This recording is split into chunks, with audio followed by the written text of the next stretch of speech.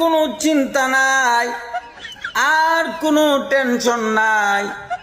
আমাদের দেশের মাননীয় প্রধানমন্ত্রী শেখ হাসিনা মানুষের হায়াত বাড়িয়ে দিয়েছেন।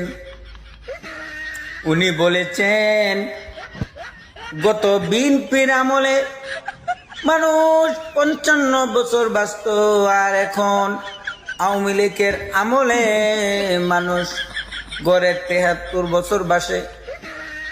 অনেক যুবকেরা চিন্তায় ছিল কখন বিয়ে করব, কখন দেশে যাব। ওই যুবকদের আর কোনো টেনশন নাই, আর কোনো চিন্তা নাই। আয়ু বাড়িয়ে দেওয়া হয়েছে।